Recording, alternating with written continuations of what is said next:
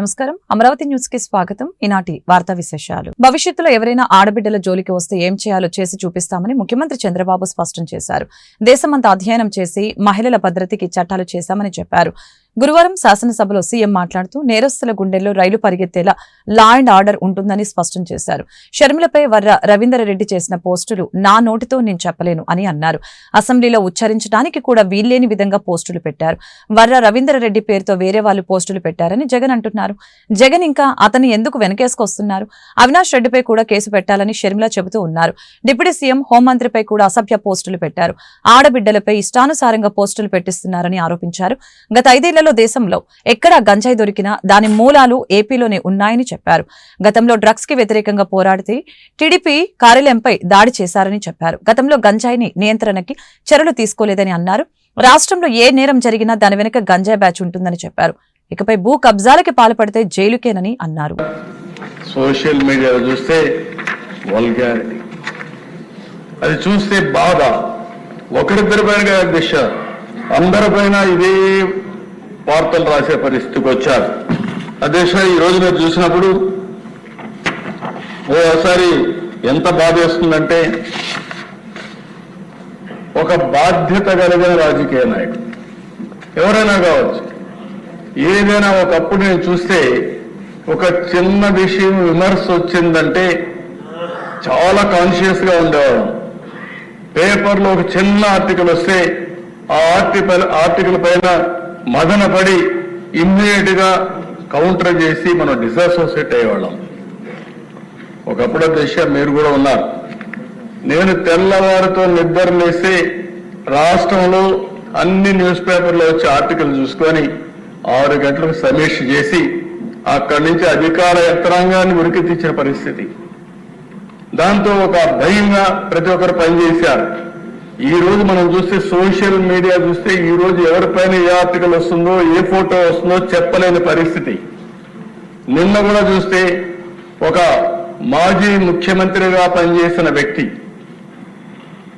ఏదైతే తన తల్లి పైన లేకుంటే సోదరి పైన ఆర్టికల్స్ పెట్టి డ్యామేజ్ చేస్తే వాళ్ళని సమర్థించే పరిస్థితికి వచ్చాడు.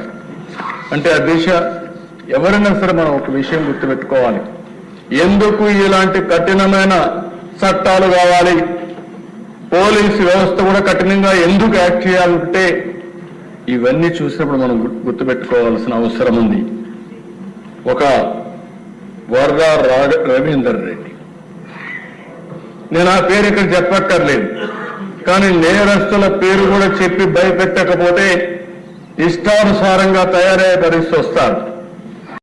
కొన్నిసార్లు మనం కూడా చర్చించాల్సిన బాధ్యత కూడా ఉంది. అతని మీద వైఎస్ఆర్కు పుట్టిన బిడ్డ కాదు, వైఎస్ విజయమ్మ బిడ్డ మాత్రమే. ఇంకా ఉండేటిని చెప్పలేని దిశ. ఏం చెప్పాలో నాకైతే అర్థం కాదు. అది నా నోటితో నేను చెప్పే విషయాలు కాదు. ఉచ్చరించడానికి కూడా ఈ అసెంబ్లీలో మంచిది కాదు. ఎలాంటి ఆర్టికల్ అధ్యక్ష అలాంటివన్నీ నిన్న మాట్లాడుతూ టీడీపీ అధికారంలో ఉన్నప్పుడు మాత్రమే రాయలసీమ అభివృద్ధి చెందిందని మంత్రి నారా లోకేష్ తెలిపారు. కర్నూలులో హైకోర్టు బెంచ్ ఏర్పాటు చేస్తామని ఎన్నికల ముందే హామీ ఇచ్చామని అన్నారు. తీర్మానంతో పాటు వచ్చే ఏడాదిలో బెంచ్ ఏర్పాటు చేసేలా పనిచేస్తామని పేర్కొన్నారు. సాగునీటితో పాటు ఇతర ప్రాజెక్టులన్నీ టీడీపీ ప్రభుత్వ హయాంలో వచ్చాయని మంత్రి అన్నారు. చిత్తూరు, కడప కేంద్రంగా ఎలక్ట్రానిక్స్ పరిశ్రమలు వచ్చాయని చెప్పారు. టీసీఎల్, ఫాక్స్కాన్ సంస్థలన్నీ రాయలసీమ ప్రాంతానికే వచ్చాయని వివరించారు. కేంద్ర ప్రభుత్వ సహకారంతో ఐఐటీతో సహా వివిధ సంస్థలు ఏర్పాటైన విషయాన్ని గుర్తు చేశారు. ప్రపంచంలో ఎక్కడికి వెళ్ళినా 20% మంది ఐటీ రంగంలో తెలుగు వాళ్ళు ఉంటారు. నిజంగానే మనందరం గర్వపడాల్సిన అవసరం ఉంది అధ్యక్ష. కానీ వాళ్ళు మన రాష్ట్రంలో పనిచేసేదానికి సరైన ఎకో సిస్టమ్ లేకపోవడం అనేది చాలా చాలా బాధాకరం. 2014 నుంచి 2019 మధ్యన ఒకసారి మనం చూస్తే అధ్యక్ష, సుమారుగా 150 కంపెనీలు 50,000 మందికి ఉద్యోగాలు కల్పించడం కూడా జరిగింది అధ్యక్ష. ఈ పరిశ్రమలని ఆనాడు తీసుకొచ్చాం. అంతేకాకుండా అనేక సందర్భాల్లో కాన్క్లేవ్స్ కూడా ఏర్పాటు చేసి వైజాగ్ను ఫోకస్ ఏరియాగా తీర్చిదిద్దడం జరిగింది. ముందు చూపుతో డేటా సెంటర్ పాలసీ ఆనాడు తీసుకొచ్చి అదానితో కూడా ఒప్పందం కుదుర్చుకుని వాళ్ళు కూడా ఆనాడు భూములు కేటాయిస్తాం జరిగింది, శంకుస్థాపన చేస్తాం జరిగింది. కానీ అది ఆగిపోతాం జరిగింది అధ్యక్ష. 2019 నుంచి 24 చూస్తే అధ్యక్ష ఎలాంటి యాక్షన్ లేదు, ఒక్క కాన్క్లేవ్ జరగలేదు, ఒక్క పరిశ్రమ రాలేదు అధ్యక్ష. ఒక మంత్రిని బాధాకరమైన పరిస్థితి ఏంటంటే ఆనాడు ఒక మంత్రిని అడిగారు అధ్యక్ష, ఆ రేస్ ఏదో హైదరాబాద్లో జరుగుతుంటే ఇది మీరు ఎప్పుడు తీసుకొస్తారు ఆంధ్ర రాష్ట్రానికంటే కోడి ఇంకా గుడ్డు పెట్టలేదు, లేదంటే గుడ్డు కోడి పెట్టలేదు ఏదో చెప్పాడు అధ్యక్ష. అది దేవుడి తెలియాలి ఏం చెప్పాడు. ఆ రోజు నుంచి ఆంధ్ర రాష్ట్రం అనేది ఎగతాళి చేశారు అధ్యక్ష. ఎక్కడికి వెళ్ళినా ఆంధ్ర రాష్ట్ర ఐటీ మంత్రి ఇలా ఉంటారా, ఇలా అవుతే పరిశ్రమలు ఎట్లా వస్తాయని కూడా వాళ్ళందరూ ఎగతాళి చేసే పరిస్థితి అధ్యక్ష. అంతేకాకుండా అధ్యక్ష నేను మంత్రి అయిన తర్వాత అనేక కంపెనీల్లో కూడా కలిస్తే గత ప్రభుత్వంలో ఉన్న వాళ్ళు చాలా స్పష్టంగా మన కంపెనీలో వాటాలు అడుగుతాం జరిగింది అధ్యక్ష. వాటాలు అడిగారు అధ్యక్ష. దానివల్ల ఆ కంపెనీలన్నీ వెనక్కి వెళ్ళిపోయినాయి. అంటే ఐటీ కంపెనీల్లో కూడా వాటాలు అడిగే పరిస్థితికి వీళ్ళు వచ్చారు అధ్యక్ష. ఏం చెప్పాలి అధ్యక్ష. ఇంతేకాకుండా పెద్దలు అన్నట్టు నిక్సీ కూడా నాడు పట్టించుకోలేదు, ఎస్టీపీఐకి ఇవ్వాల్సిన భూములు కేటాయించలేదు. ఇంకా మిలేనియం టవర్ ఫేజ్ 2 వచ్చే గల అక్కడ మన సచివాలయం పెడతామని మొత్తం డ్రామా నడిపించారు అధ్యక్ష. సచివాలయం పెట్టలేదు, అలానే ఐటీ కంపెనీలు కూడా అది కేటాయించలేదు అధ్యక్ష. దానివల్ల ఆంధ్ర రాష్ట్ర యువకులు చాలా చాలా నష్టపోతాం జరిగింది అధ్యక్ష. ఎన్డీఏ ప్రభుత్వం ఏర్పడి కరెక్ట్గా 5 నెలలు అయింది అధ్యక్ష. 5 నెలల్లో నేను ప్రధానంగా చేసింది ఏంటంటే ఉన్న ఐటీ కంపెనీలు అందరితో నేను మాట్లాడటం జరిగింది అధ్యక్ష. అంటే ఆంధ్ర రాష్ట్రంలో ఉన్న ఐటీ కంపెనీలు అందరితో 1-on-1 మీటింగ్ పెట్టాను. చిన్న కంపెనీలు అయితే వైజాగ్లోనే నేను ఐటీ సార్ నాయకత్వంలో, ఐటీ సార్ కాదు మన ఐటాప్ నాయకత్వంలో నేను సమావేశం కూడా ఏర్పాటు చేసుకుని అక్కడ వాళ్ళు ఎదుర్కొన్న సమస్యలు ఏంటి, ఇంకేం చేస్తే బాగుంటుందని కూడా వాళ్ళతో సుదీర్ఘంగా చర్చిస్తాం జరిగింది అధ్యక్ష. ఇప్పుడే పెద్దలు గంటా శ్రీనివాసరావు గారు చెప్పినట్లు టీసీఎస్ ఆల్రెడీ కమిట్ అయింది. టీసీఎస్ అనేది వస్తుంది, దాంట్లో ఎలాంటి సందేహం లేదు. విశాఖ తీరంలో వాయు కాలుష్య స్థాయి 7 రెట్లు పెరిగిందని డిప్యూటీ సీఎం పవన్ కళ్యాణ్ తెలిపారు. విశాఖ తీరంలో వాయు కాలుష్యంపై శాసన మండలిలో ప్రశ్నోత్తరాలు నిర్వహించారు. సభ్యులు అడిగిన ప్రశ్నలకి ఉప ముఖ్యమంత్రి పవన్ కళ్యాణ్ సమాధానం ఇచ్చారు. వాయు కాలుష్యం జరగకుండా పరిస్థితి మెరుగుకి చర్యలు చేపట్టామని అన్నారు. పారిశ్రామిక వృద్ధికి ప్రోత్సాహం అందిస్తున్నట్లు చెప్పారు. విశాఖలో భారీ పెట్టుబడుల ఆకర్షణపై ప్రభుత్వం దృష్టి సారించిందని పేర్కొన్నారు. పర్యావరణ క్షీణత, కాలుష్య ప్రభావం తగ్గించేందుకు చర్యలు చేపట్టామని అన్నారు. దీనిపై పీసీబీ అధ్యయనం చేస్తోంది. 2025 జనవరిలో ఈ నివేదిక వస్తుంది. అది రాగానే విశాఖలో తగిన కార్యాచరణ చేపడతామని పేర్కొన్నారు. గ్రీన్ ఎనర్జీని రాష్ట్ర ప్రభుత్వం ప్రోత్సహిస్తుందని, కంప్రెస్డ్ బయోగ్యాస్ వినియోగంతో కాలుష్యం తగ్గిస్తామని చెప్పారు. విశాఖ స్టీల్ ప్లాంట్ ప్రైవేటీకరణ జరగదని పవన్ స్పష్టం చేశారు. ఆంధ్ర విశ్వవిద్యాలయం ద్వారా వాయు కాలుష్యానికి మూలాలను గుర్తించడానికి విశాఖపట్నం నగరంలో సోర్స్ అపార్ట్మెంట్ మరియు క్యారింగ్ కెపాసిటీ దిశగా ఆంధ్రప్రదేశ్ పొల్యూషన్ కంట్రోల్ బోర్డు ఒక అధ్యయనాన్ని ప్రారంభించింది. 2025 జనవరి నాటికి అధ్యయన నివేదిక వచ్చే అవకాశం ఉంది. అందిన వెంటనే విశాఖపట్నం నగరంలో కాలుష్యం యొక్క సవాళ్లను నివేదికలో సూచించిన విధంగా పరిష్కరించడానికి విశాఖపట్నంలో ప్రత్యేక కార్యాచరణ చేపట్టడం అవుతుంది. అలాగే విశాఖ నగరం యొక్క నిర్దిష్ట సమస్యలను పరిష్కరించడానికి మేము ఈ కింద చర్యలు తీసుకోబోతున్నాం అధ్యక్ష. 1 రోడ్డు దుమ్ము, వాహన ఉద్గారాలు, నిర్మాణ ధూళి, విశాఖ పోర్ట్ అథారిటీ మరియు ఇతర పరిశ్రమల నుండి వెలువడే ఉద్గారాలు మరియు బయోమాస్ ను బహిరంగంగా కాల్చడం ద్వారా మొదలైన వాటి వలన విశాఖపట్నం నగరంలో కాలుష్యం ఏర్పడతా ఉంది. కాలుష్యానికి దోహదపడే ప్రధాన కారకాలు నిరోధించడానికి రాష్ట్ర స్థాయి మరియు జిల్లా స్థాయి కమిటీల ద్వారా నేషనల్ క్లీనర్ ప్రోగ్రాం కింద సిపిసిబి ఆమోదించిన కార్యాచరణ ప్రణాళికను అమలు చేయడానికి పరిశ్రమలు, పురపాలక మరియు పట్టణాభివృద్ధి, రవాణా, వ్యవసాయం మరియు పర్యావరణం, అడవులు, సైన్స్ అండ్ టెక్నాలజీ వంటి భాగస్వామ్య విభాగాలతోటి సమన్వయం చేసుకోవడం అవుతుంది. అలాగే భాగస్వాములు, స్వచ్ఛంద సంస్థలు, విద్యావేత్తలు, పర్యావరణ కార్యకర్తలు మరియు శాస్త్రవేత్తలతో సంప్రదింపులు జరిపి కమ్యూనిటీ సహాయంతో స్థానిక పరిష్కారాన్ని కనుగొంటాం. వాయు కాలుష్యాన్ని తగ్గించడానికి గ్రేటర్ విశాఖ మున్సిపల్ కార్పొరేషన్ 22 నుంచి 24 వరకు 19.15 కోట్లు ఖర్చు చేసింది. ఎన్సీఏపీ కింద కేంద్ర ప్రభుత్వం 129.25 కోట్లు విడుదల చేసిన గత ప్రభుత్వం నిధులు విడుదల చేయకపోవడంతో కాలుష్య నివారణలో పురోగతి కొంచెం మందగించింది. అయితే ఈ అవసరాన్ని బట్టి ఈ ప్రభుత్వం నిధులు విడుదల చేయడం జరుగుతుంది తెలియజేస్తాను. విశాఖపట్నం ఈ ఇండస్ట్రియల్ క్యాపిటల్ మనకి రాష్ట్రానికి. దీంట్లో ప్రత్యేకించి విశాఖపట్నం ఈశాన్య తీరంలో యారాడు కొండలు, సింహాచలం కొండలు, కైలాసగిరి కొండలు మధ్యలో ఉన్నాయి అధ్యక్ష. అది విశాఖపట్నం. సో దీని స్థలాకృతి లక్షణం కారణంగా తరచుగా దీన్ని ఒక బౌల్ ఏరియా అని పిలుస్తారు. ఈ కొండల కారణంగా శీతాకాలంలో ఉష్ణోగ్రతలు తక్కువగా ఉండటం, పరిశ్రమల నుంచి ఉత్పన్నమయ్యే వాయు కాలుష్య కారకాలు వాతావరణంలో వ్యాపించకుండా భూమి ఉపరితలంపైనే ఉండిపోతున్నాయి. గత కొన్ని దశాబ్దాలుగా ఈ విశాఖపట్నం గణనీయమైన పారిశ్రామిక అభివృద్ధిని చవిచూస్తుంది. ఇది పర్యావరణ మరియు కాలుష్య సమస్యలకి దారితీస్తుంది. సో దీన్ని ఒక చాలా ప్రత్యేకమైన ఒక ఫోకస్డ్గా చూడాలి అధ్యక్ష. అది సో ప్రత్యేకించి నేను ఈ రోజున గౌరవ సభ్యులకి నేను మాటిస్తున్నాను. ఈ డిసెంబర్ మొదటి వారంలో ఒకసారి ప్రత్యేకించి వెళ్ళి అక్కడ క్షేత్రస్థాయి పర్యటనలు చేసి కాలుష్యం మీద ఒక సరైన అవగాహన చేసుకొని మొత్తం డిపార్ట్మెంట్ ఉన్నతాధికారులతో అందరితో వెళ్ళి అసలు ఏం చేయాలనేది ప్రత్యేకమైన దృష్టి సారించి దాని మీద. వైసీపీ ప్రభుత్వం గంజాయి, బ్లేడ్ బ్యాచ్ ఆగడాలపై ఎలాంటి చర్యలు తీసుకోలేదని రాష్ట్ర హోంమంత్రి అనిత విమర్శించారు. 5 ఏళ్లలో జగన్ ఒక్కసారి కూడా సమీక్ష చేయలేదని, దీంతో దుండగులు రెచ్చిపోయారని ఆగ్రహం వ్యక్తం చేశారు. గంజాయితో పాటు బ్లేడ్ బ్యాచ్ ఆగడాలు, వాటి కట్టడికి తీసుకుంటున్న చర్యలపై శాసనసభలో పలువురు సభ్యులు ప్రశ్నలు వేశారు. వీటికి హోంమంత్రి సమాధానం ఇచ్చారు. కూటమి ప్రభుత్వం అధికారంలోకి వచ్చినప్పటి నుంచి గంజాయి కట్టడికి చర్యలు చేపట్టామని తెలిపారు. ప్రత్యేక టాస్క్ ఫోర్సు, సబ్ కమిటీ ఏర్పాటు చేశామని అన్నారు. వచ్చిన వెంటనే గాంజాయి మీద ఉక్కుపాదం మోపాలి అన్న ఒక థియరిటికల్ గా మనందరం కూడా వెళ్ళడం జరిగింది అధ్యక్ష. దీనిలో భాగంగానే చూస్తే నిజంగా సభ్యులు అన్నట్టుగా ఈరోజు గాంజాయి అనేది ఎలా అయిపోయిందంటే ఎక్కడో ఏజెన్సీ ఏరియాలో పండే గాంజా కాస్త ఈరోజు స్కూల్ బ్యాగ్స్ లోకి వచ్చే పరిస్థితి వచ్చింది అధ్యక్ష. స్కూల్లో పిల్లలు కూడా గాంజాయి తీసుకునే పరిస్థితులకు వచ్చేసారు. అంటే లాస్ట్ 5 సంవత్సరాలు ఇందాక సభ్యులు మన వాసు గారు మాట్లాడినప్పుడు కనీసం గాంజాయి మీద కానీ గాంజా బ్యాచ్ గురించి కానీ బ్లేడ్ బ్యాచ్ గురించి కానీ దౌర్భాగ్యం ఏంటంటే ఒక సీఎం స్థాయిలో ఉన్న వ్యక్తి ఏ రోజు కూడా ఒక రివ్యూ తీసుకోకపోవడం, ఒక ఇన్ఫర్మేషన్ కనీసం తెప్పించుకోకపోవడం అధ్యక్ష. దీని పర్యవసానం ఏదంటే 5 సంవత్సరాలు దీన్ని క్యారీ ఫార్వర్డ్ చేసుకొని ఈ రోజు ఇంతవరకు రావడం జరిగింది అధ్యక్ష. దీని నేపథ్యంలో ఈ రోజు ఈ గంజాయిని ఇమీడియట్ గా మనం అరికట్టాలి అనుకునేటప్పుడు చాలా ఎక్సర్సైజ్ చేసుకోవాల్సి వస్తుంది అధ్యక్ష. సిస్టమ్ ని కూడా మనం మళ్ళా రిపేర్ చేసుకోవాల్సిన పరిస్థితి ఏర్పడింది అధ్యక్ష. ఇంతకు ముందు గాంజాయికి సంబంధించి పైనుంచి ఏజెన్సీ నుంచి కిందకు వచ్చే సిచ్యువేషన్ లో ఎన్ని చెక్ పోస్టులు ఉన్నాయని నేను వైజాగ్ సిపి గారిని ఒకసారి నేను హోమ్ మినిస్టర్ అయిన వెంటనే మాట్లాడితే కేవలం 2 సీసీ కెమెరాలు ఉన్నాయి, చెక్ పోస్టులు ఉన్నాయి, దాని దగ్గర 2 సీసీ కెమెరాలు ఉన్నాయని చెప్పారు అధ్యక్ష. అంటే చెక్ పోస్టులు కూడా పెట్టుకోలేని పరిస్థితులు అయిపోయింది. ఈ రోజు మళ్ళా తిరిగి గాంజా నిర్మూలనకి పర్టికులర్ గా ఎక్కడెక్కడైతే ఏరియాస్ నుంచి అయితే మనకి ట్రాన్స్పోర్ట్ జరుగుతుందో ఆ ట్రాన్స్పోర్ట్ అన్ని ఏరియాలలోని కూడా చెక్ పోస్టులు ఏర్పాటు చేసుకున్నాం. చెక్ పోస్టుల దగ్గర సీసీ కెమెరాస్ ఏర్పాటు చేసుకున్నాం అధ్యక్ష.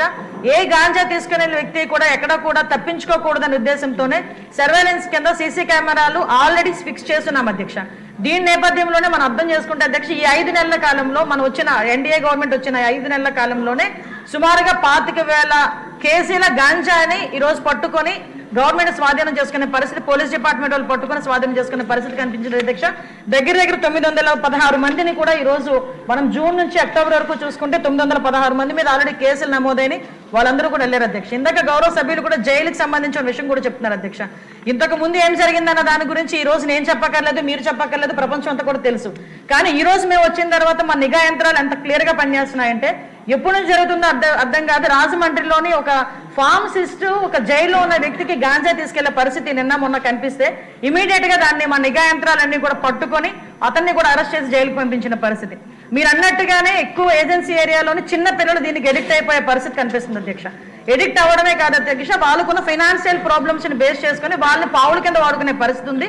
కాబట్టి గాంజా బ్యాచ్ల్లోని గాంజాలు సరఫరా చేసేవారు కానీ గాంజా తీసుకునే వాళ్ళకి కూడా అధ్యక్ష ఈ రోజు ఏదో తీసుకొచ్చాము, జైల్లో పెట్టేసాము, వాళ్ళకి రిమాండ్ తీసేసాము, తర్వాత బెయిల్ బయటకు వచ్చి వాళ్ళు అలా చేసే కన్నా వీళ్ళు చేసిన వెంటనే వీళ్ళ మీద పీడియాక్ట్ పెట్టడమే కాదు అధ్యక్ష, వీళ్ళ ఆస్తులు కూడా జప్తు చేయడానికి వీలైతే వాళ్ళకి ఆస్తి ఏమీ లేకపోతే వాళ్ళ దగ్గర ఉన్న ఆధార్ కార్డులు కానీ వాళ్ళ దగ్గర ఉన్న రేషన్ కార్డ్స్ కానీ అలాంటివి కూడా సీజ్ చేసే పరిస్థితి కూడా రప్పించాలి అని ఎస్సీ వర్గీకరణపై అఖిల భారత మాలల జేఏసీ గుంటూరు నగరంలోని గీతా రెసిడెన్షియల్ లో మీడియా సమావేశం నిర్వహించారు. ఈ సందర్భంగా మాల మహానాడు చైర్మన్ దేవిశ్రీ ప్రసాద్, అన్నవరపు కిషోర్ మీడియాతో మాట్లాడారు. ఆంధ్రప్రదేశ్ గుడ్డి చూపుతో మాల మరియు మాదిగలని విడతీయాలని చూస్తుందని అన్నారు. కేంద్ర రాష్ట్ర ప్రభుత్వాలు వారి స్వలాభం కోసం అన్నతమ్ముల్లాగా ఉండే మమ్మల్ని విడతీస్తున్నారని అన్నారు. వర్గీకరణ విభజనపై వచ్చిన కమిషన్ మేము వ్యతిరేకిస్తున్నట్లు తెలియజేశారు. అంతేకాకుండా క్రిమిలేయర్ వలన అన్ని కులాలు నష్టపోతాయని, మాదిగ కులం కూడా నష్టపోతుందని తెలియజేశారు. రాబోయే రోజుల్లో మాలల సత్తా ఏంటో చూపిస్తామని హెచ్చరించారు. మాల నిరుద్యోగుల ఉద్యోగాల కోసం ఎదురుచూస్తూ ఉంటే ఇప్పుడు ఆపడం కరెక్ట్ కాదని అన్నారు. వర్గీకరణ చట్టాన్ని ఆదిలోనే ఆపేస్తామని, ఆగిపోయే వర్గీకరణ కోసం నోటిఫికేషన్లు ఆపవద్దని అన్నారు. మాలల మహాగర్జన సమావేశం డిసెంబర్ 15వ తేదీన జరుగుతుంది. సమావేశాన్ని మాలలు అధిక సంఖ్యలో పాల్గొని విజయవంతం చేయాలని కోరారు. ఈ రాష్ట్రంలోని మాలలందరూ కలిసి అందరం ఐక్యంగా తెలంగాణలోని అంబేద్కర్ వాదులందరినీ కలుపుకొని మాలల మహాగర్జన పేరుతో ఒక మంచి బహిరంగ సభ ఏర్పాటు చేస్తూ ఉన్నాం. మీరందరూ కూడా ఈ రాష్ట్రంలోని మాలలందరూ నువ్వు మాలైతే కదిలిరా అనేటువంటి నినాదంతో ముందుకు పోతూ ఉన్నాం. మీరందరూ కూడా రేపు మా చైర్మన్ గారు ఉప్పులెడ్డి దేవిప్రసాద్ గారి సారథ్యంలో నాయకత్వంలో జరగబోయే ఈ సభకు లక్షలాదిగా తరలి వచ్చి మాల సత్తా చూపించి వర్గీకరణ అంశాన్ని ఎవరైతే ప్రతిపాదిస్తున్నారో ఆ రాజకీయ పార్టీలందరూ కూడా ఆలోచింపజేయాలని చెప్పి మీ అందరికీ విజ్ఞప్తి చేస్తున్నాను. Thank you. జై భీమ్, జై మాల. ప్రధాన ఉద్దేశం ఈ మీటింగ్ ద్వారా మేము చెప్పదలుచుకున్నది ఏంటంటే, ఆంధ్రప్రదేశ్ ప్రభుత్వానికి గుడ్డి చూపుతో అంతకుముందు జరిగినటువంటి విధ్వంసకాండను కూడా లెక్క చేయకుండా దళితుల మధ్య విభేదాలు సృష్టించి మాలా మాదిగలని విడదీసి ఒక విభజనవాదాన్ని తీసుకొచ్చి ఈ రాష్ట్రంలో ఎంత సమరం, ఎంత సంగ్రామం జరిగిందో మనందరికీ తెలుసు. అంతకుముందు అనేక మంది ప్రాణాలు కోల్పోయారు, అనేక మందికి గాయాలైనవి, అనేక మందిని గుర్రాలతో తొక్కించారు, అనేక మంది తన యొక్క ఉద్యోగాలు కోల్పోయి అనేక మంది శ్రమల కోర్చి కేసులు పెట్టుకుని రౌడీ షీట్లు పెట్టుకుని వాళ్ళ యొక్క జీవితాలను నాశనం చేసుకున్నటువంటి ఉదాహరణ మనం ఎన్నో చూసాం. కాబట్టి ఈ రకమైనటువంటి విభజనవాదం హింసాత్మకంగా తయారై ఇది మంచిది కాదు, దళితులందరూ సమైక్యంగా ఉంటేనే ఈ రాష్ట్రానికి కానీ దళితులకు కానీ మంచిది అనే ఉద్దేశంతో మనం చేసినటువంటి ఆ యొక్క ఉద్యమాన్ని ఎంతో గొప్పగా నిర్వహించాం. 2000లో ఇవేమి పట్టించుకోకుండా తెలుగుదేశం ప్రభుత్వం చేసినటువంటి ఈ యొక్క వర్గీకరణ చట్టాన్ని మనం వ్యతిరేకించి పోరాడాం, న్యాయ పోరాటం చేశాం, ప్రజా పోరాటం చేశాం. న్యాయ పోరాటంలో అంతిమంగా సుప్రీంకోర్టులో 2004లో ఇవి Chinnaiah versus state of Andhra Pradesh కేసులో విజయం సాధించాం. వర్గీకరణ రాజ్యాంగ వ్యతిరేకం అని చెప్పి ఆ రోజున సుప్రీంకోర్టు తీర్పు చెప్పడం జరిగింది. ఇది రాజ్యాంగ వ్యతిరేకమే కాదు, రాష్ట్రాలకు అధికారం లేదని కూడా చెప్పింది. ఇది ఆర్టికల్ 341కి వ్యతిరేకం అని చెప్పింది. ఇది దళితుల యొక్క విభజనకి దారితీస్తుంది. రాజకీయ ప్రయోజనాలు కొన్ని పార్టీలు ఆశించి చేస్తున్నటువంటి ఎస్సీ వర్గీకరణ విషయంలో కూటమి ప్రభుత్వం సంపూర్ణంగా న్యాయం చేస్తుందన్న విశ్వాసం తమకు ఉందని ఎంఆర్పీఎస్ వ్యవస్థాపకులు మందకృష్ణ మాదిగ స్పష్టం చేశారు. ఈ విషయంలో రాష్ట్ర ప్రభుత్వం వేసిన కమిటీ నెల రోజుల్లోనే నివేదిక ఇవ్వాలని కోరారు. దీంతో మాదిగ ఉపకులాలకి న్యాయం జరుగుతుందని తెలియజేశారు. గురువారం గుంటూరులో ఆయన మీడియాతో మాట్లాడారు. ఏబీసీడీ వర్గీకరణ విషయంలో రాష్ట్ర ముఖ్యమంత్రి నారా చంద్రబాబు నాయుడు ఒక తాటిపైకి దళిత ప్రజా ప్రతినిధుల్ని తీసుకువచ్చారని ఈ సందర్భంగా తెలిపారు. అయితే ఏబీసీడీ వర్గీకరణ విషయంలో లోతైన అధ్యయనం జరగాలని, అది మాల మాదిగ ఉపకులాలకు న్యాయం జరిగేలా ఉండాలని, అన్యాయం జరిగేలా ఉండకూడదని స్పష్టం చేశారు. ఎస్సీ రిజర్వేషన్ల వర్గీకరణను ముందుకు తీసుకెళ్లడంలో భాగంగా త్వరగా వర్గీకరణ ప్రక్రియను పూర్తి చేయాలని, అందుకు అనుగుణంగా తదుపరి చర్యలు వెంటనే తీసుకోవాలని మేము గౌరవ ముఖ్యమంత్రి నారా చంద్రబాబు నాయుడు గారిని కలిసి మేము వినతిపత్రం ఇవ్వడం జరిగింది. అది నవంబర్ 5న మేము గౌరవ ముఖ్యమంత్రి గారిని కలిశాం. ఆ రోజే హామీ ఇవ్వడం జరిగింది. త్వరగా వర్గీకరణ ప్రక్రియను వేగవంతం చేయడం కోసం ఒక ఏకసభ్య కమిషన్ నియమిస్తామని, అది త్వరలోనే నియమిస్తామని, అదే సమయంలో కమిషన్ నివేదికను త్వరగా రప్పించడం కోసం ప్రభుత్వం కట్టుబడి ఉన్నదని చెప్పి గౌరవ ముఖ్యమంత్రి గారు మా ప్రతినిధి బృందంతో చెప్పిన దాని ప్రకారమే ఏకసభ్య కమిషన్ నియమించడం జరిగింది. సీనియర్ ఐఏఎస్ అధికారి, దేశంలో ఒక గౌరవ స్థానంలో ఉండబడే ఒక కమిషన్కి సంబంధించిన నేతృత్వం వహిస్తున్న పెద్దలు రాజీవ్ రంజన్ మిశ్రా గారి ఆధ్వర్యంలో చేపట్టబోయే ప్రతి దానికి ఎంఆర్పీ సపోర్ట్ ఇస్తుంది. మా ఆవేదనను తన ముందు చెప్పడం కోసం, మాకు జరిగిన అన్యాయాన్ని ఆధారాలతో సహా మరొకసారి కమిషన్ ముందు ప్రదర్శిస్తాం, ఆధారాలు చూపెడతాం. ఖచ్చితంగా మాకు న్యాయం జరుగుతుందని, సంపూర్ణంగా న్యాయం జరుగుతుందని చెప్పి మేము ఆశిస్తున్నాం. అదే సమయంలో ఇటు ప్రభుత్వానికి అంటే గౌరవ ముఖ్యమంత్రి నారా చంద్రబాబు నాయుడు గారికి కమిషన్ ఏకసభ్య కమిషన్ చైర్మన్గా నియమించబడ్డ గౌరవ రిటైర్డ్ ఐఏఎస్ అధికారి రాజీవ్ రంజన్ మిశ్రా గారికి మా వైపు నుంచి ముందుగా ఒక అప్పీల్ చేస్తున్నాం.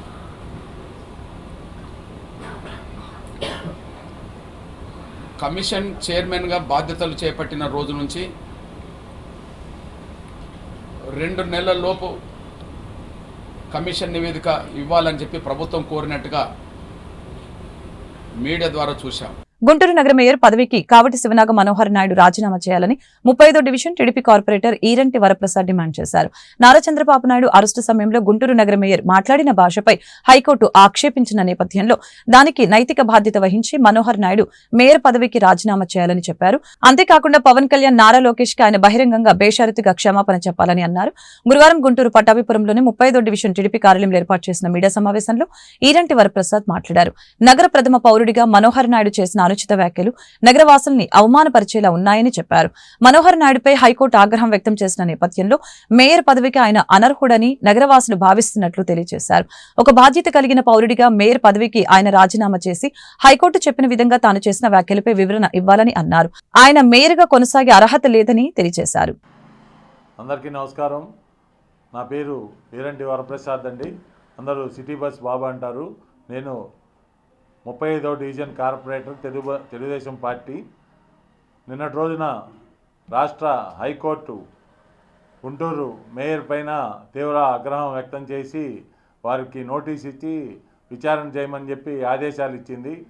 వివరాలు ఏంటంటే, మా తెలుగుదేశం పార్టీ జాతీయ అధ్యక్షులు నారా చంద్రబాబు నాయుడు గారు అరెస్టు సందర్భంగా మనోహర్ నాయుడు గారు ఆ రోజున మేము బంద్ చేయిస్తూ ఉంటే మా మీద తిరగబడి కొట్లు ఏదైతే మేము మూపిస్తే ఆ కొట్లను బెదిరించి కొట్టు తీసి ఆ సందర్భంగా కూడా నారా లోకేష్ గారి మీద కానివ్వండి, పవన్ కళ్యాణ్ గారి మీద కానివ్వండి, వాళ్ళ కుటుంబ సభ్యులపై అనుచిత వ్యాఖ్యలు చేశారు వారు.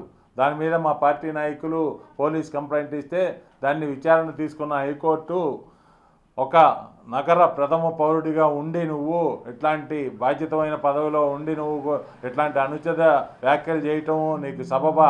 అసలు ఇట్లాంటి పని చేయకూడదు. ఒక 10 లక్షల జనాభా గల నగరానికి నువ్వు ప్రథమ పౌరుడిగా ఉండి నువ్వు ఇట్లాంటి బాధ్యతలైన వ్యాఖ్యలు కానీ, అసలు కుటుంబ సభ్యుల మీద, మహిళల మీద, తల్లుల మీద కూడా నువ్వు ఇట్లాంటి వ్యాఖ్యలు చేయటం సబబు కాదు, నీకు ఇది పనికిరాదు, నువ్వు దీనికి పనికిరావు అనే రీతిలో వారికి తీవ్ర ఆగ్రహం వ్యక్తం చేయడం జరిగింది.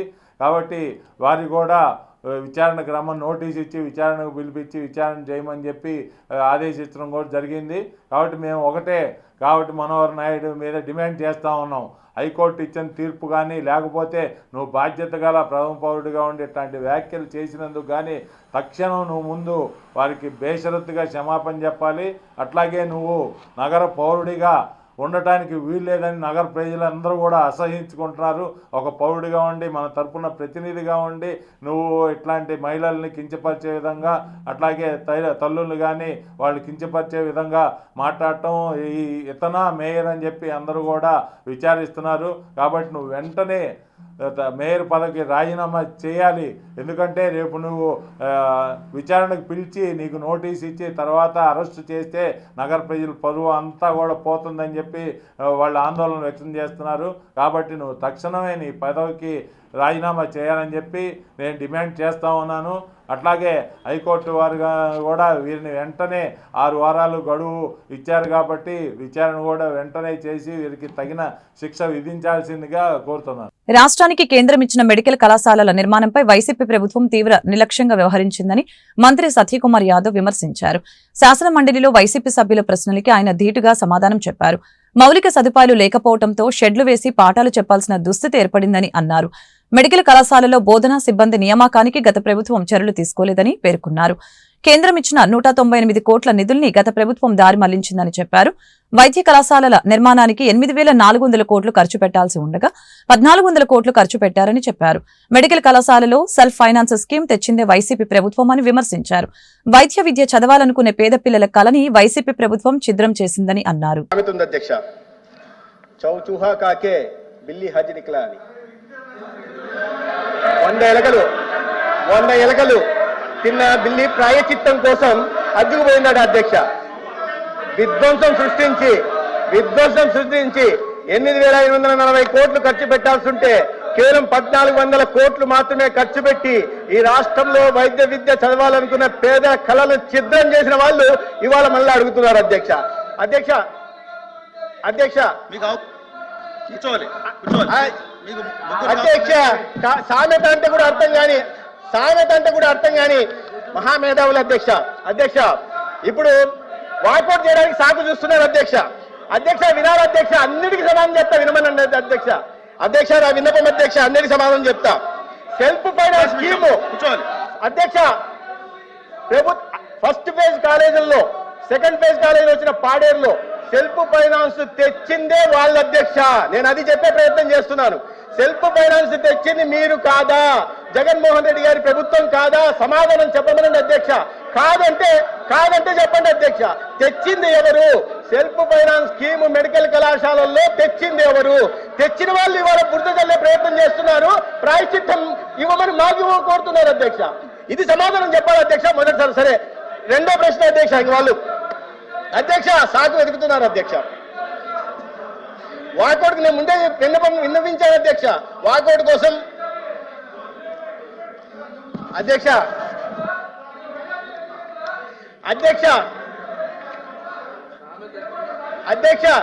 ఈ సంవత్సరం కళాశాలలు కాదు అధ్యక్ష,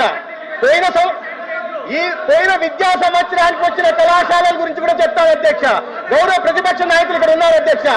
500 కోట్లు విజయనగరం కళాశాలకు ఖర్చు పెట్టాల్సి ఉంటే అధ్యక్ష 500 కోట్లు విజయనగరం కళాశాలకు ఖర్చు పెట్టాల్సి వస్తే దాంట్లో 500 కోట్లకు సెంట్రల్ ఫైనాన్స్ నబార్డు ద్వారా ఫైనాన్షియల్ టైఅప్ ఉంటే కేవలం 103 కోట్లు మాత్రమే ఖర్చు పెట్టారు అధ్యక్ష. ఇన్ని సంవత్సరాలుగా మేము ప్రజాప్రతినిధులు అక్కడ మంత్రులం అంటున్న వాళ్ళు ఆ జిల్లాలో వస్తున్న వైద్య కళాశాల ప్రోగ్రెస్ ఎలా ఉందో చూడాల్సిన అవసరం లేదా అధ్యక్ష? 5 ఏళ్ళు అధ్యక్ష, 5 ఏళ్లలో మొదలైన కళాశాలలకి ఇక రాజమండ్రి గత సంవత్సరం ప్రారంభమైంది అధ్యక్ష. 475 కోట్లు ఖర్చు పెట్టాల్సి ఉంటే రాజమండ్రిలో పెట్టిన ఖర్చు కేవలం 88 కోట్లు అధ్యక్ష. పోయిన సంవత్సరం అంటే ఆ రకంగా కొరతలతో ఇవాళ రెండో సంవత్సరం విద్యా సంవత్సరం మొదలైంది అధ్యక్ష. రెండో సంవత్సరం విద్యార్థులు వచ్చి చేరారు అధ్యక్ష.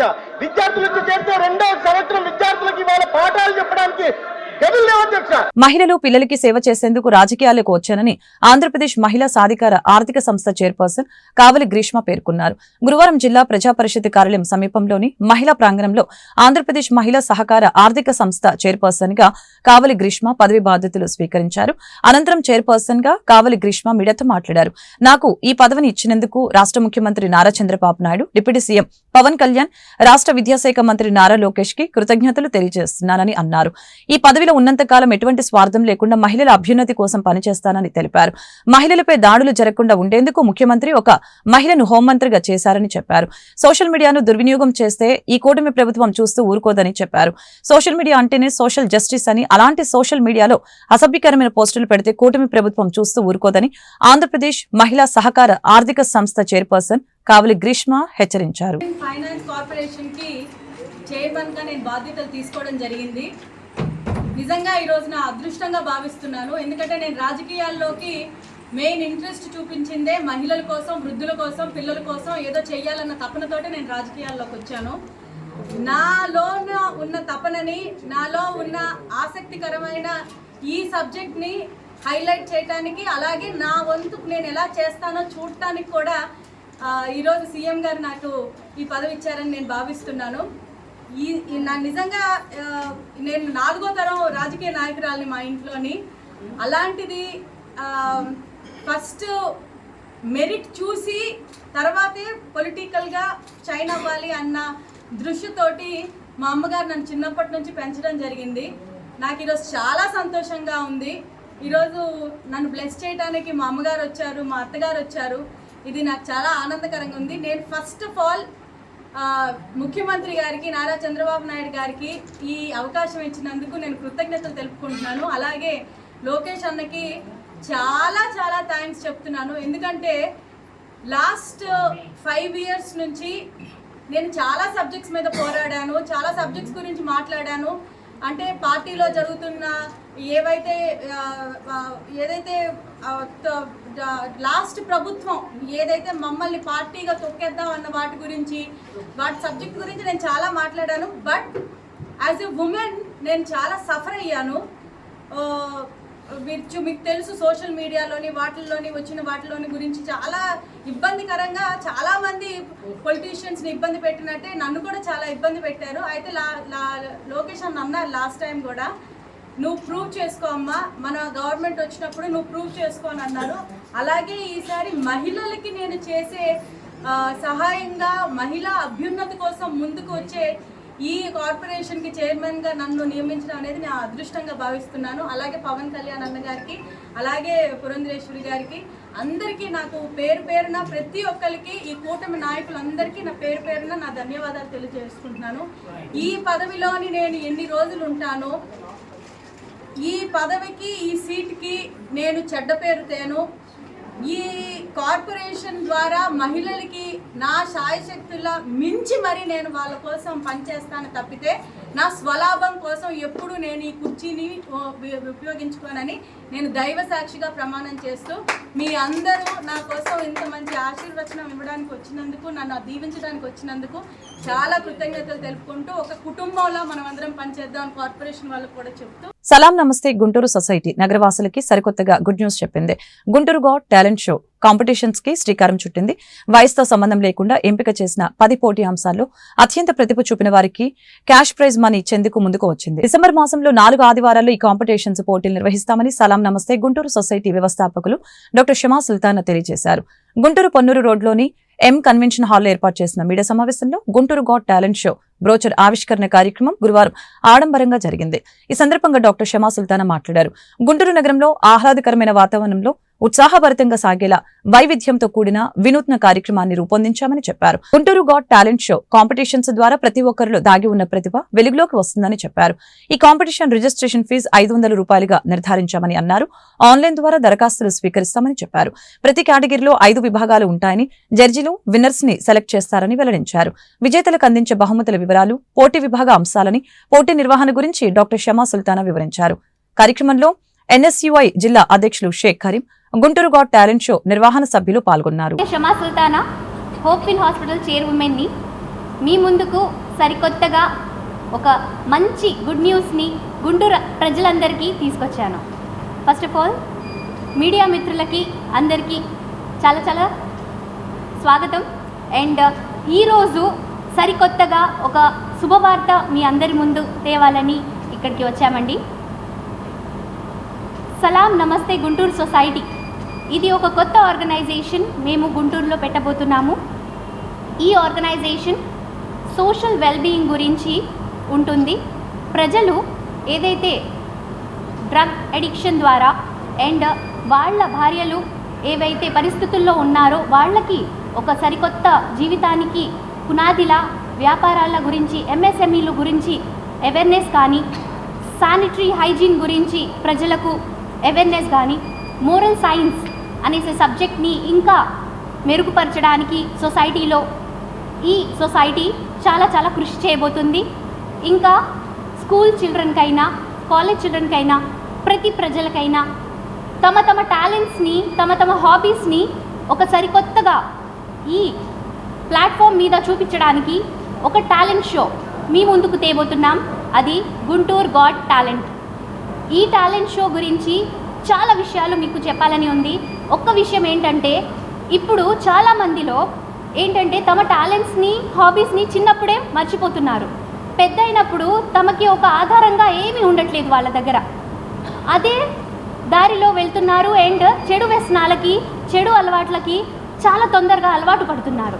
అలా కాకుండా వాళ్ళ మైండ్ సెట్లో ఒక కాన్ఫిడెన్స్లా వాళ్ళకి టాలెంట్స్, హాబీస్ అనేది వాళ్ళకి పట్టుదలగా ఉంటే కంపల్సరీగా ఈ చెడు దారిలో, చెడు వ్యసనాల్లో, చెడు ఎవరైతే మిత్రులు ఉంటారో వాళ్ళ మాటలు వినకుండా అది ఒక మనస్థైర్యం లాగా వాళ్ళకి తోడ్పడతాయని ఆశిస్తున్నాను. ఈ గుంటూరు గాట్ టాలెంట్ గురించి మీకు వివరాలు చెప్తానండి. ఈ Guntur got talent show December 1 నుంచి మొదలవుతుంది. డిసెంబర్ 1వ తారీఖు అండ్ 8వ తారీఖు ప్రతిరోజు సండే పెట్టామండి, అందరికీ సౌకర్యంగా ఉన్నట్టు. డిసెంబర్ 1 అండ్ డిసెంబర్ 8 ఆడిషన్స్ జరుగుతాయి. ప్రతి schools, colleges, institutions, normal people ఎలాంటి వాళ్ళైనా తమ తమ టాలెంట్స్, స్కిల్ ఉంది అనుకుంటే వాళ్ళు రాగలరు. ముందుగా సలాం నమస్తే గుంటూరు సొసైటీ ఫౌండర్గా ఉన్నటువంటి షమా సుల్తానా గారికి, అదేవిధంగా ఆ టీంలో ఉన్నటువంటి అందరికి కూడా ముందుగా కంగ్రాచులేషన్, శుభాకాంక్షలు తెలియజేస్తూ ఉన్నాము. అదేవిధంగా షమా సుల్తానా గారు ఒక డాక్టర్గా గుంటూరు నగరానికి పరిచయమైనటువంటి విషయం అందరికీ తెలిసినటువంటి పరిస్థితి. అదేవిధంగా గతంలో అనేకమైనటువంటి సేవా కార్యక్రమంలో ముందు వరుసలో ఉన్నటువంటి ఏకైక డాక్టర్గా నాకు తెలిసినంత దూరంలో షమా సుల్తానా గారే గుర్తుకొచ్చేటటువంటి పరిస్థితి. ఎవరైనప్పుడు కూడా ఆపదలో ఉన్నప్పుడు షమా సుల్తానా గారు మాకు ఏదో ఒకటి సహాయం రూపంలో చేస్తారు అన్నప్పుడు వాళ్ళకు గుర్తొస్తే తక్షణమే నేనున్నానని ముందు వరుసలో ఉండి వాళ్ళకి హెల్ప్ చేసేటటువంటి డాక్టర్గా షమా సుల్తానా గారు ఉన్నారు. అదేవిధంగా ఒక గొప్ప ఆలోచనతో గుంటూరు గాట్ టాలెంట్ అనేటటువంటి ఒక మంచి కాంపిటీషన్ని తీసుకొని వచ్చి ఈరోజు గుంటూరు నగరంలో ఉన్నటువంటి టాలెంట్ ఎవరైతే ఉన్నారో వాళ్ళందరినీ కూడా బయటికి తీసుకురావాలి, వాళ్ళని కూడా గుర్తించాలనేటటువంటి ఒక గొప్ప ఆలోచనతో ఈరోజు సలాం నమస్తే గుంటూరు సొసైటీ ఆధ్వర్యంలో ఒక మంచి కార్యక్రమాన్ని నిర్వహించడం నిజంగా చాలా ఆనందకరమైనటువంటి విషయం. గుంటూరు నగర వ్యాప్తంగా ఉన్నటువంటి యూత్కి, అదేవిధంగా ఈ పార్టిసిపేట్ చేస్తున్నటువంటి ప్రతి ఒక్కరికి కూడా మీరు రండి, మీ యొక్క టాలెంట్ని ఈ వేదిక రూపంలో మీరు కూడా బయటికి తీసుకొని రండి. ఎందుకంటే టాలెంటు మీ దగ్గర ఉన్నప్పటికి కూడా అది ఎక్కడ చూపించాలో మీకు తెలియనటువంటి పరిస్థితి. అలాంటిది గుంటూరు నగరంలో కనీ విని ఎరగని రీతిలో ఈరోజు నిజంగా గుంటూరు గాట్ టాలెంట్ షో నిర్వహించడం షమా సుల్తానా గారికి ఒక క్రియేటివిటీ ఆలోచన అనేది చెప్పాల్సినటువంటి అవసరం ఉంది. అదేవిధంగా ఇలాంటి అనేకమైనటువంటి సేవా కార్యక్రమాలు చేస్తున్నప్పటికీ కూడా ఇలాంటి టాలెంట్ షోని తీసుకొని వచ్చి పరిచయం చేసి వాళ్ళ టాలెంట్ని బయటికి తీసుకురావడం. హలో అండి, అస్సలాముఅలైకుం, నమస్తే. నా పేరు డాక్టర్ సారిక, నేను managing partner at Guntur VLCC అండి. అదే డాక్టర్ షమా సుల్తానా మేడం చేసే సోషల్ సర్వీసెస్ వైజ్ నాకు చాలా బాగా నచ్చుతాయండి. అందుకని మేడం చేసే ప్రతి ఒక్క సోషల్ సర్వీసెస్లో కూడాను మేడం నేనుంటా మీ వెనుకమాల అని చెప్పి నేను వచ్చాను. సో అవకాశాలు అనేవి ప్రతి ఒక్కరికి రావండి, బట్ ఏంటంటే అవకాశం వచ్చినప్పుడే మనం యూటిలైజ్ చేసుకోవాలి. ప్రతి ఒక్కరికి కూడా ఏంటంటే పర్సనల్, ప్రొఫెషనల్ని బట్టి కూడాను వాళ్ళకున్న టాలెంట్స్ని కూడా వాళ్ళు వదులుకొని వాళ్ళకున్న ప్రొఫెషన్ వైజ్ వెళ్ళిపోతుంటారు. ప్రతి ఒక్కరు కూడా ఒక టాలెంట్ అనేది ఉంటుంది. సో మీరందరూ కూడా ఈ టాలెంట్ని యూటిలైజ్ చేసుకుంటారని చెప్పి నేను అనుకుంటున్నాను. కానీ అవకాశాలు అనేవి ఎవరికి ఎత్తుక్కుంటూ రావండి, అవకాశం వచ్చినప్పుడే మనం దాన్ని యూటిలైజ్ చేసుకోవాలి. బట్ ఇది వచ్చేసరికి మంచి స్టేజ్ అని అనుకుంటున్నాను. బట్ ఇంకోటి ఏంటంటే ఇంతకుముందు రోజులు ఏంటంటే మన దగ్గర ఉన్న టాలెంట్ ఏంటంటే ఎంత ఇదైనా సరే బయటకు వచ్చేది కాదు. బట్ ఇప్పుడున్న సోషల్ మీడియాలో మీకున్న టాలెంట్ని ఒక్క వీడియోతో చాలా వైరల్ అవ్వచ్చు. సో ఇది ఒక మంచి అవకాశం అండి, మీరందరూ కూడా యూటిలైజ్ చేసుకోవచ్చు. అందరికీ నమస్కారం.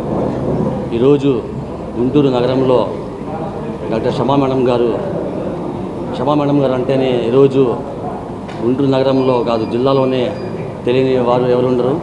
మేడం గారు కేవలం డాక్టర్గా మాత్రమే కాకుండా అనేక సేవా కార్యక్రమాలు కూడా చేస్తూ ఉన్నారు. కోవిడ్ సమయంలో కూడా మేడం గారు 24/7 పనిచేశారు. మీ స్ఫూర్తికి చాలా నమస్కారం మేడం. ఇలాగా హెల్పింగ్ నేచర్ అనేది చాలా తక్కువ మంది ఉంటుంది. ఓపీ ఫీజు కూడా కేవలం 10 రూపాయలు పెట్టి గుంటూరు నగరంలో చాలా పేద మందికి కూడా వైద్యాన్ని అందిస్తూ ఉన్నారు. ప్రతి ఒక్కరికి కూడా మంచి చేసే ఆలోచన మేడం గారికి ఉన్నందుకు ధన్యవాదాలు మేడం.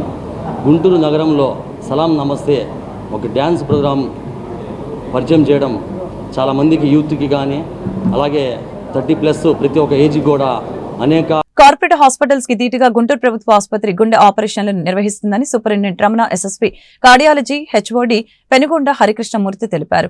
ఒక విధంగా చెప్పాలంటే కార్పొరేట్ హాస్పిటల్స్ లో చేతులెత్తేసిన క్లిష్టమైన ఆపరేషన్లు విజయవంతం చేశామని చెప్పారు. గుండె విభాగానికి సంబంధించిన సకల సౌకర్యాలు జీజీహెచ్ లో ఉన్నాయని వివరించారు. జీజీహెచ్ సుశ్రుత హాల్లో గురువారం ఏర్పాటు చేసిన మీడియా సమావేశంలో వారు మాట్లాడారు.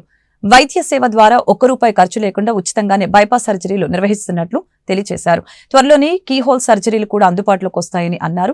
సమావేశంలో వైద్యులు కుప్పుస్వామి, ప్రమోద, యోగి సుందర్రావు, పోలయ్య తదితరులు పాల్గొన్నారు. మీడియా మిత్రులకు శుభోదయం. ఇవాళ నిజంగా జీజీహెచ్ చరిత్రలో శుభదినం.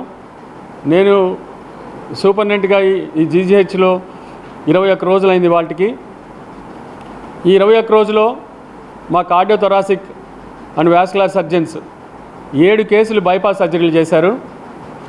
నిజంగా అయితే ఒకటి రికార్డు. అయితే నేను వచ్చిన తర్వాత మన మీడియా మిత్రులను ప్రత్యేకంగా కలవలేదు. అయితే ఈ సందర్భం నేనేమనుకుంటున్నానంటే అవర్ డీడ్స్ షుడ్ స్పీక్. మనం చేసే పనులే మన గురించి చెప్పాలి అనే ఉద్దేశంతో నేను ఈ నిర్ణయం తీసుకున్నాను. ఒక మంచి కార్యక్రమం చేస్తూ మిమ్మల్ని అందరినీ కలవాలనుకున్నాను. ఆ శుభదినం ఇవాళ వచ్చింది. ఇవాళ ఒక 3 బైపాస్ సర్జరీ చేసిన వాళ్ళు డిశ్చార్జ్ అవుతున్నారు. కాబట్టి మన సిటీయూఎస్ డిపార్ట్మెంట్ అంతా కూడా ఒక గొప్ప ఇన్ని సర్జరీస్ అద్భుతంగా చేస్తున్నారంటే మనం వాళ్ళందరూ చాలా అభినందనీయులు అని చెప్పి ఈ అభినందన సభ ఏర్పాటు చేశాము. ఈ 3 పేషెంట్స్ని కూడా ఇప్పుడు మీకు చూపిస్తాం. వాళ్ళు డిశ్చార్జ్ అయ్యి వెళ్ళబోతున్నారు. ఈ టీం ఎవరెవరంటే కుప్పుస్వామి గారు, హరికృష్ణ గారు, యోగి గారు, ప్రమోద గారు, వీళ్ళు ఒక టీమ్గా ఫామ్ అయ్యి ఆ సిటీయూఎస్ డిపార్ట్మెంట్లో ఎవరు వచ్చినా సరే మనకి యాంజియోగ్రామ్ చేయటము, ట్రిపుల్ వెసల్ డిసీజో లేదా మనం యాంజియోప్లాస్టీ చేయలేము అన్న పరిస్థితుల్లో వాళ్ళకి బైపాస్ చేసి వాళ్ళకి ప్రాణదానం చేస్తున్న గొప్ప వైద్య నారాయణులు వీరందరికీ కూడా జీజీహెచ్ తరఫున, జీజీహెచ్ స్టాఫ్ తరఫున, మన గవర్నమెంట్ తరఫున, మన హెల్త్ మినిస్టరు సత్యకుమార్ యాదవ్ గారి తరఫున అందరి తరఫున కూడా వాళ్ళకి శుభాభినందనలు తెలియజేస్తూ వారి మాటల్లో వారు ఈ గొప్పని ఈ గ్రేట్ అచీవ్మెంట్ ఎలా చేశారో ఒకసారి కనుక్కుందాము. పాత్రికేయ మీడియా మిత్రులందరికీ నా కృతజ్ఞతలు అండి. ఫస్ట్ ఎలా స్టార్ట్ అయిందంటే అండి, ఫస్ట్ మేము ఇది మామూలుగా కార్డియాక్ సర్జరీ స్టార్ట్ చేసినప్పుడు మాకు మినిమంగా బేసిక్ ఫెసిలిటీస్ కూడా లేని సమయంలో అప్పుడు మన ప్రిన్సిపల్ సెక్రటరీ గారు కృష్ణబాబు గారు, నెక్స్ట్ గోఖలే గారు మనకు చాలా వెనుదన్నుగా ఉండి మాకు పంపుకు కావాల్సిన హెడ్ సిస్టమ్ కానీ వేరే మెటీరియల్స్ కానీ దాతల సహాయంతో మాకు ముందుండి ఒక 15 నుంచి 20 లక్షల రూపాయల సామాగ్రిని మాకు సమకూర్చారండి. అంచెలంచెలుగా మాకు సపోర్ట్ చేస్తా మమ్మల్ని ముందుకు నడిపించారండి. ఆ తర్వాత అది అలా కొనసాగుతూ ఇప్పుడు 90 కేసుల దాకా చేసామండి. వీటిలో 90 కేసుల్లో అంటే వాల్వ్ కేసులు వచ్చేసరికి 15 కేసులు చేసామండి. అవి ఏంటంటే మల్టిపుల్ వాల్స్ అండి, డబుల్ వాల్ డిసీజెస్ కానీ, డబుల్ వాల్ రిప్లేస్మెంట్ సర్జరీస్ కానీ, మైట్రల్ వాల్వ్, ట్రైకస్పిడ్ యాన్యులోప్లాస్టీ అనే క్లిష్టమైన సర్జరీస్ బయట ఎక్కడ చేయలేని పరిస్థితుల్లో కూడా మన దగ్గర ధైర్యంగా కూడా 0% మోర్టాలిటీతో మనం చేయగలిగామండి.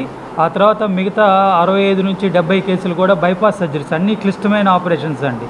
మన దగ్గరికి ఏంటంటే గొప్ప విషయం ఏంటంటే బయట నుంచి కార్పొరేట్ నుంచి మన దగ్గరికి వస్తున్నారండి. ఇప్పుడు ఏంటంటే గత 2 నెలలు 3 నెలల నుంచి కూడా బయట నుంచి కార్పొరేట్ నుంచి మన దగ్గరికి వస్తున్నాయండి. ఎందుకంటే మన దగ్గర ఓటీ సిస్టర్స్ కానివ్వండి, ఐసీయూ సిస్టర్స్ కానీ, వార్డ్ సిస్టర్స్ కానీ కార్పొరేట్ స్థాయిని మించి మన వైద్యం ఉందండి. కావాలంటే మీరందరూ కూడా ఒకసారి టైం ఉన్నప్పుడు వచ్చి మా యొక్క గవర్నమెంట్ హాస్పిటల్లో మా యొక్క సిటీవీఎస్ వార్డుని కానీ ఐసీయూ కానీ సందర్శించాల్సిందిగా కోరుతున్నామండి. మావి కూడా స్టాండర్డ్స్ ఎలా ఉన్నాయంటే అసలుకి బయట కార్పొరేట్ కన్నా మించి ఉన్నాయండి.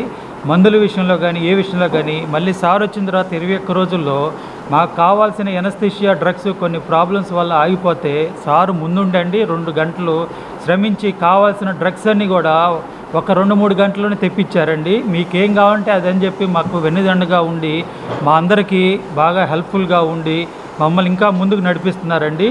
ఆయనకు కూడా మీ కృతజ్ఞతలు. అందరికీ నమస్తే. అందరికీ తెలిసిందే ఆపరేషన్ అంటే మామూలుగా చాలా భయము, ప్రాణం ఎలా ఉంటుంది ఆపరేషన్ అప్పుడు, ఆపరేషన్ అయిన తర్వాత ఇబ్బంది ఏంటి అని ఉంటుంది. దానికి సర్జన్స్ యానెస్థీషియా వాళ్ళు ఇద్దరు కలిసి ఆపరేషన్ చేయడం చక్కగా సర్జన్స్ చేస్తూ ఉంటారు. పేషెంట్కి ప్రాణానికి అతనికి ఏమి నొప్పి లేకుండా అతను జాగ్రత్తగా చూసుకుంటూ బయట తీసుకురావాలి. ఇదంతా టీం వర్క్. ఈ కార్డియోథొరాసిక్ డిపార్ట్మెంట్లో హార్ట్కి ఆపరేషన్లో సర్జన్స్ హరికృష్ణ గారు కానీ మిగిలిన డాక్టర్స్ సూపరింటెండెంట్ గారి ఆధ్వర్యంలో ఆయనకు సహాయంతో మా యానెస్థీషియా వాళ్ళు అందరం కలిసి పేషెంట్లకి ఆపరేషన్ చక్కగా చేస్తూ వాళ్ళ ప్రాణాన్ని చక్కగా కాపాడుతూ పంపిస్తున్నాం ఇప్పుడు దాకా. ఇక ముందు కూడా మేము ఇంకా బాగా చేయాలి.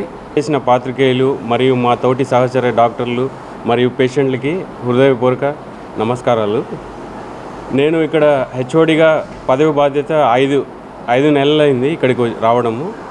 నేను వచ్చినప్పటి నుంచి ఇప్పటి వరకు మొత్తం 90 సర్జరీలు, ఓపెన్ హార్ట్ సర్జరీలు, అనేక రకాల బీటింగ్ హార్ట్ సర్జరీసు, సిఏబీజీలు, mitral valve replacements, double valve replacements అన్నీ కూడా విజయవంతంగా నిర్వహించబడుతున్నాయి.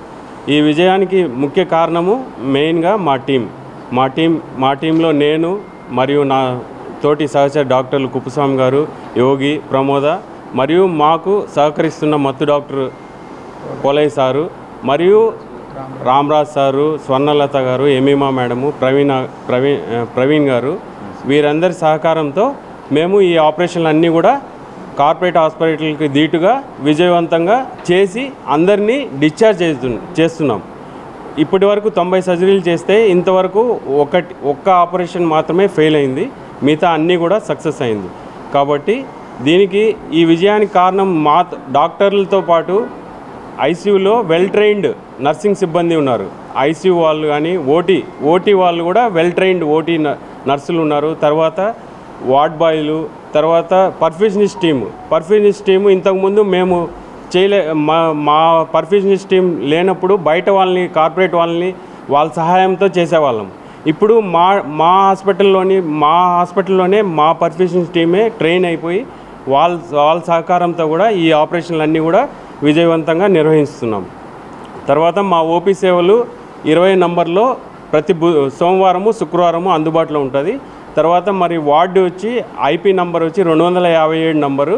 ఎప్పుడు వచ్చినా కూడా ఏ ఎమర్జెన్సీ అయినా కూడా వస్తే అక్కడ ఎండ్లవేళ అందుబాటులో 9 నుంచి 4 వరకు అందుబాటులో ఉండి ఏదైనా ఎమర్జెన్సీ ఆపరేషన్లు అయితే కూడా నిర్వహిస్తాము. తర్వాత ముఖ్యంగా మాకు కేసులన్నీ కూడా కార్డియాలజీ విభాగం నుంచి రెఫరల్ వస్తున్నాయి. ఆ కార్డియాలజీ వాళ్ళు మా మీద నమ్మకం పెట్టుకొని మాకు కేసులు పంపిస్తున్న కార్డియాలజీ విభాగపతి శ్రీకాంత్ డాక్టర్ కూడా ధన్యవాదాలు. ఈ వార్తలు ఇంతటితో సమాప్తం. మరొక బులెటిన్ మళ్ళీ కలుద్దాం. నమస్కారం.